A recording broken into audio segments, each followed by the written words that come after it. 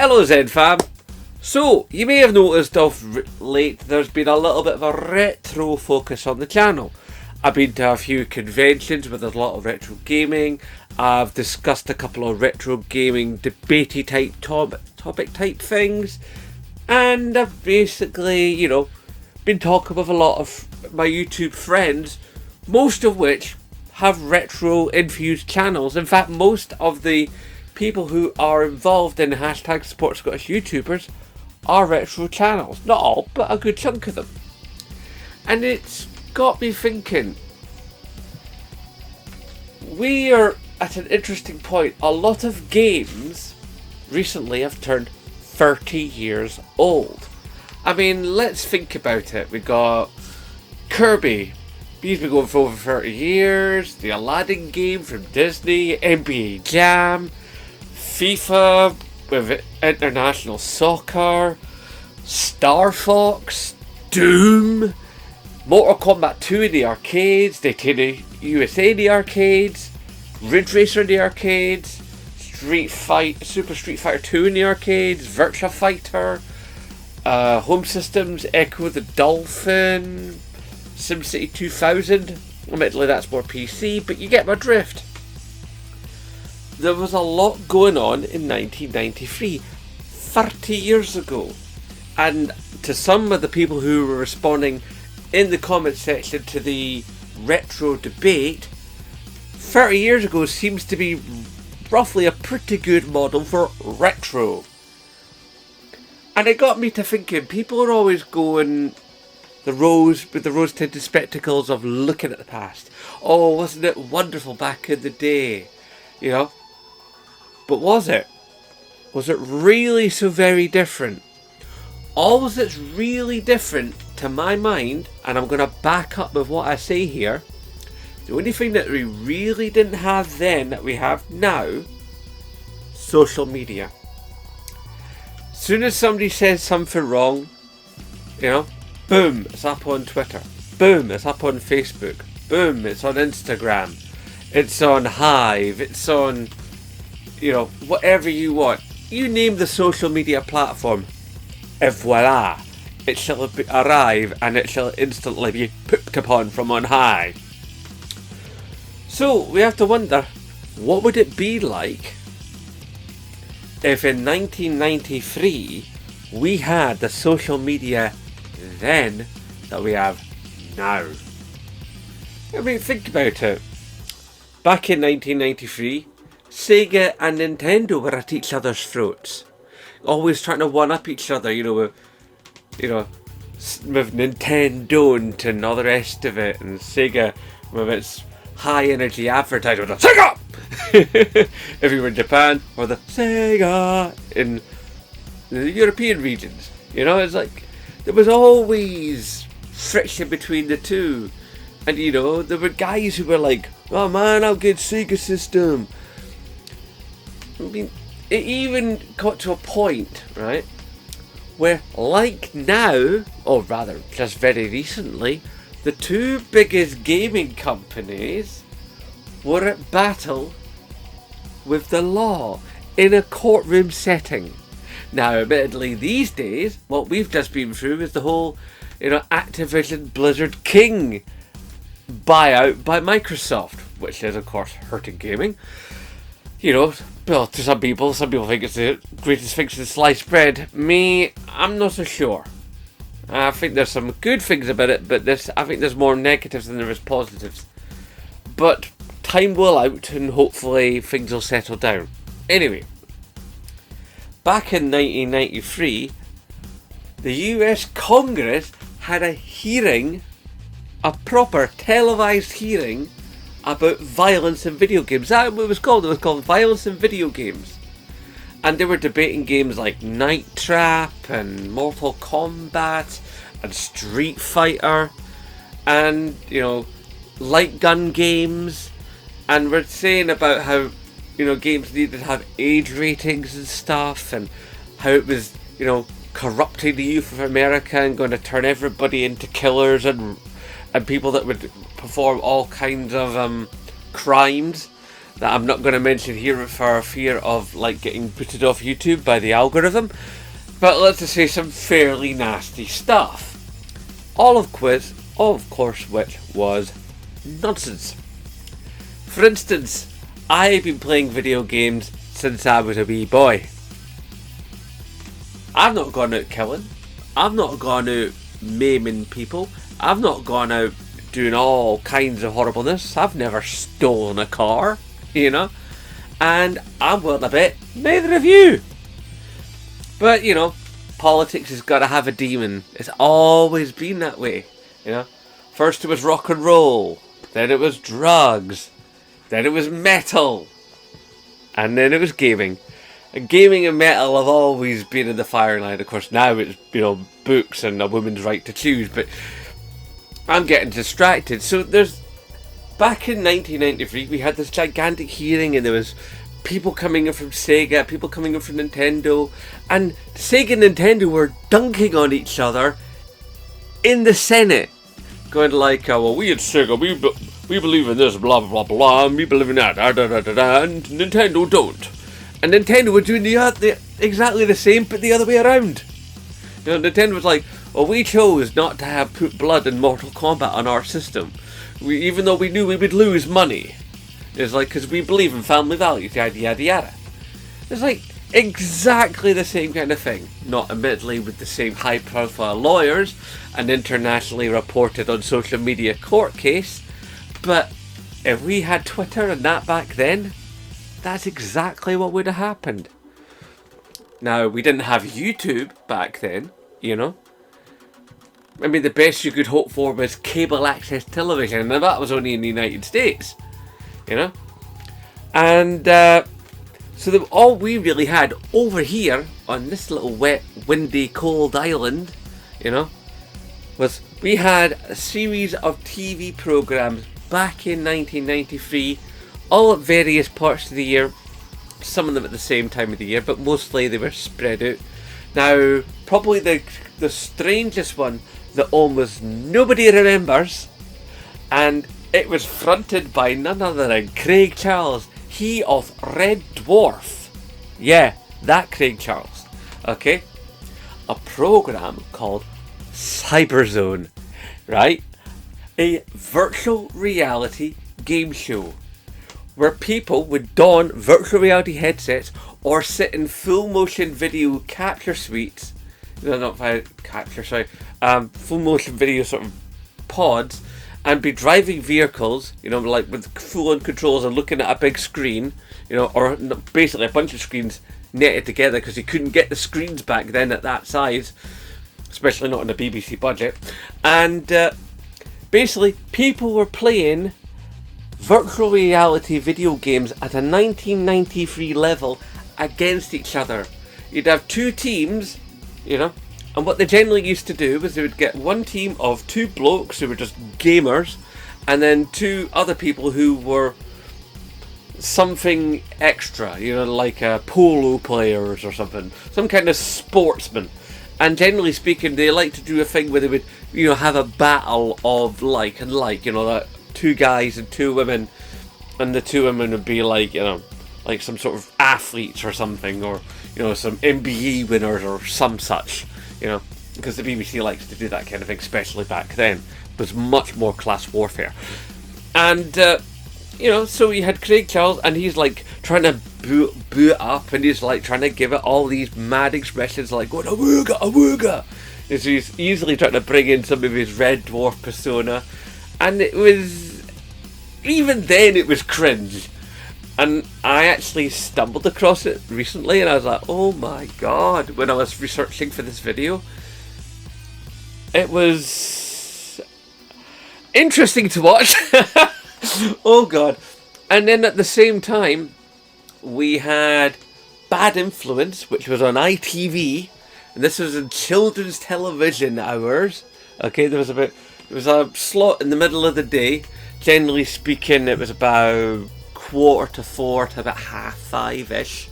It was slightly different on BBC and slightly different on ITV, but they were the two main competitive channels to try and have the post-school children's television audience. ITV, of course, was the one with the adverts. BBC, no adverts, and drawing on different parts of the audience. And if you're a kid like me back at the day, what you ended up doing was flicking back and forward with the TV guide in your hand, going, well, I want to watch that, and I want to watch this, I want to watch that. Oh, it clashes with that. What do I do? Well, I'll have to pick that one because I've already watched most of that one, even though that one shifted the time schedule, or that one started after this one's already started. I've already watched this one. Those were the... You didn't have streaming back then. We didn't have the ability to, like... We had videos, yes, but your mum and dad had the video recorder. You couldn't go recording your shows, please.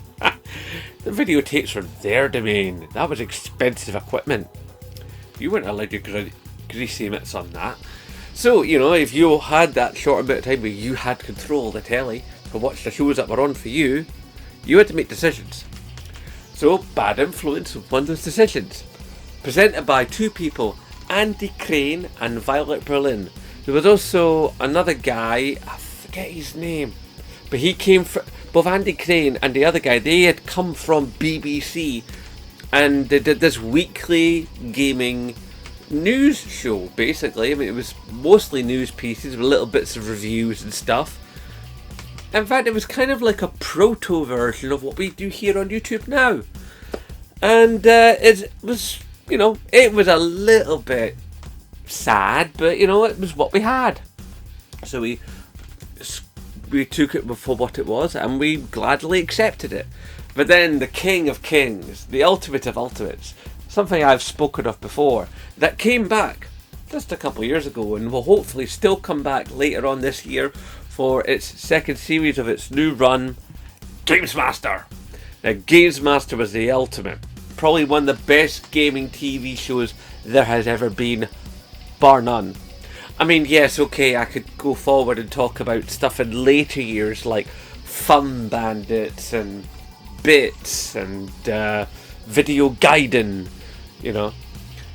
And, you know, I could talk about stuff, and there was even a show on Sky a few years later that I can never remember the name of, and I'm sure some bright spark in the comments will go, "Ah, same bloke, this is what it was called." But Gamesmaster was awesome. And a Scotsman at the helm, Dominic Diamond, and Patrick Moore as the Gamesmaster with his head all deformed and like us digitally, and he was just like, they were doing gaming challenges and gaming news. And they would have celebrities doing stuff with video games, playing against the clock or trying to reach a particular score. And it was just a great show. And that's what we had. We didn't have YouTube. We had some occasional smatterings of little bits of video game stuff that would occasionally come to TV and entertain us. And we had magazines. My God, we had magazines. And the magazines then, we thought they were expensive then. I mean, even though it's hard to find a gaming magazine now, I mean, there's not many left. There's probably a half dozen publications, if that.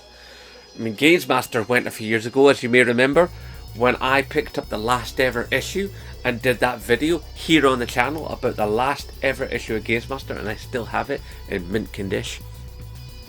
It's like, but games, if you buy a gaming magazine now, mostly what you'll end up picking up is probably Edge magazine, and Edge magazine is primarily an industry magazine, and it's very well written, it's beautifully produced, it's got a hard spine, you know, it's a high-end publication, it's quality. But there's one drawback to Edge magazine aside from its price, and that's, you want to know what that drawback is? It's boring! I mean, it's the driest read ever. I mean, ever. And I'm sorry, but if you're having a gaming magazine, the last thing you could be is dull. You know? I mean, nobody wants to buy a magazine. I mean, look at YouTube. This is where gaming news happens now. You know? Generally speaking, when a bit of gaming news happens, yeah, you'll read about it on, you know, like your Google alerts on your phone.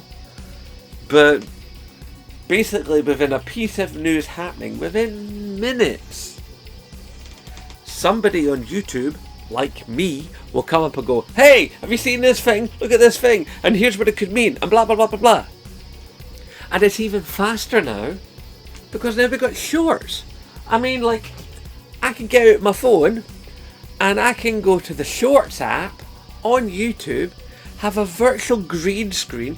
I'll go into my art package, I'll make a background, I'll slap it up in the green screen so it's behind me.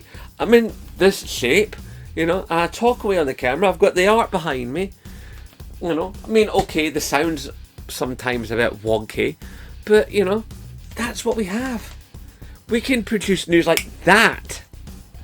And, you know, you have a show like Gamesmaster, you know, you have a show like Bad Influence, you know, which was like a weekly show. Please.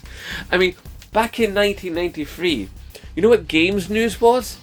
Games News was Sega has introduced a new chipset for its multi-purpose arcade units. I kid you not!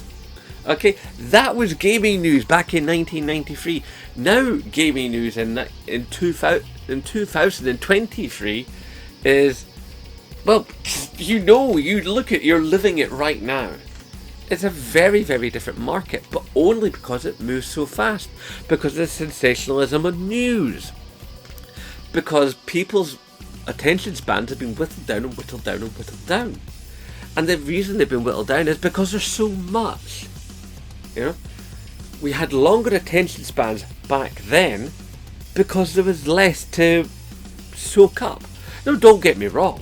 You know, that little list of games I knocked off before, that was just a grab, a smattering of the crazy amount of titles that were coming out in 1993 alone. Never mind the early 90s. It were just games, and games. And what you have to remember, right, aside from the fact that some of those games were arcade games like Ridge Racer, Daytona and Virtua Fighter, okay, those games then came to the CD-based systems. All those CD-based systems came the next year. 1994, hello, PlayStation, you know, Saturn.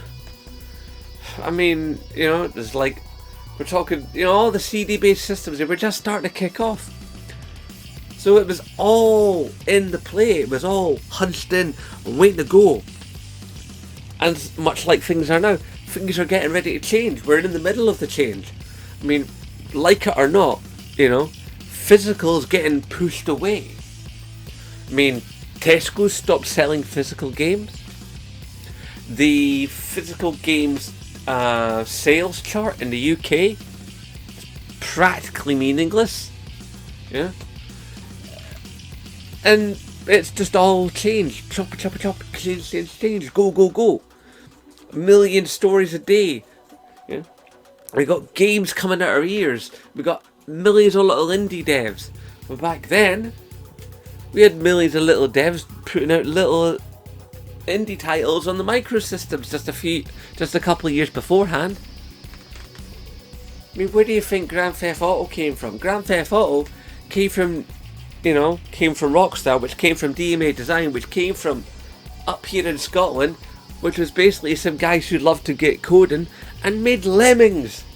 And from there, boom, it just snowballed to now. We look at it. We're about to get, you know, in a year or two, we'll get Grand Theft Auto 6, which will be an amazing game, no doubt. But bear in mind, with what they've been doing with Grand Theft Auto 5 these last couple of years in its online mode, that sucker is going to be absolutely filled to the brim with microtransactions and sneaky little moves. You won't be able to move for a microtransaction in that game when it comes to the online mode. The story will probably be incredible, you know, and the world will probably be awesome. But when it comes to the online mode, you're going to pay through the nose, sunshine. But yeah, we had the arcades. What do we have now? We have like mobile phone games by the metric ton. Games on like showing up when you're watching a YouTube video or you're about to watch a video on Facebook or whatever. And play this game on your phone now, and it's this endless runner or a thing where like you've got a creature trapped in a thing and you've got to draw a box around it and stop it getting attacked, and somehow it always gets attacked. And there's like, you know, all these scenarios that are set up in these cheap little mobile games of like, and they always deliberately get it wrong, so then you're like, you get so frustrated because you want to see it done correctly, so they're trying to make sure that they weaponize your frustration so that you'll buy the game and then do it correctly. It's really sneaky stuff, but then it was just as sneaky back then. I mean, nobody I know has ever laid their hands on a Nintendo Power Glove. And it was never any good. You know, there are countless videos of just how rubbish that bit of kit was, but there was an entire movie that centered around a kid wanting the Nintendo Power Glove. It's crazy when you start to think about it. I mean, we had Star Fox at the beginning of the SNES generation, or SNES for my American viewers. And the whole point of Firefox was it was like it was going to have this special extra processor in the chipset in the card to make the game even better. When in all factuality, it wasn't that much better. I mean, yes, it was better, but not that much better. And if you've ever looked inside a cartridge for any system, Nintendo or Sega, if you open that puppy up, there's a lot of empty space. Curiously, if you open up a cartridge for a Switch game, half of it is empty space as well. It's crazy. It just, the one thing that's not changed from 1993 to 2023 is gaming hubris. It hasn't changed. We still have, and will always have, guys that will come forward from one company or another and say, this game is amazing, this is our amazing technology, you want it in your lives. And then the game comes out, and at best it's alright. And so much of the time, the game is a big, wet dog turd. Don't get me wrong, there are some games that are just phenomenal. Games like Doom changed the entire scape of things. The first-person shooter genre basically owes everything to Doom. I mean, yes, okay, Doom came from Wolfenstein, but, you know, without it wouldn't be the same. It just wouldn't. And games like Ridge Racer that eventually worked their way onto the PlayStation, that changed racing games on home systems completely. If we'd never had Ridge Racer, do you think we'd be even close to anything like Gran Turismo or Forza? No. And the Toka series? Please. So many companies came about in that period. Other companies, of course, died. But there was so much development. And right now, there's so much development. So when you get right down to it, when you get to the nub of it, even though the environments were different in key ways, you know, arcades versus phones, TV programs versus social media, magazines versus YouTube, fully realized 3D games, virtual reality versus 2D sprites and side scrollers. It's all just still video games, you know.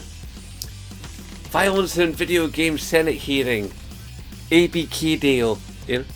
It was all the same. It's never been any different. In fact, I'll wager it never will be different. The only thing that'll be different is the shape of the pad in your hand. And even that, you look at the shape of a pad, there's a strong similarity between what you have when you're holding a DualSense and what you have when you're holding an Xbox One pad. An Xbox Series S, a Series pad. Because you hold that Series pad, they've got roughly the same casing. The only area where they're really different is the touchpad and the stick alignment and the haptic feedback. But basically they're the same bit of kit. They even have, roughly speaking, the same joystick technology. Unless of course you talk about the DualSense Edge. But we had virtual reality in 1993. We've got virtual reality at home in 2023. It's as the old saying goes. Okay? The more things change, the more they stay the same, ladies and gentlemen. So, yeah, retro's cool, retro's fun. But retro is not better than current. But crucially, current is not necessarily better than 1993. The technology is nicer, the visuals are more sparkly, the immersion is greater, but video games are still video games, still played by video gamers. Do with that information as you will, and of course typey down below, let Zembloke know what you think. I'm sure there are many people who will stumble across this video and go, "Oh Zembloke, you're wrong and here's why." Go for it. I enjoy the read, and you know I'll respond. Right, so hashtag support Scottish YouTubers, and of course, as always, aye, nae bother.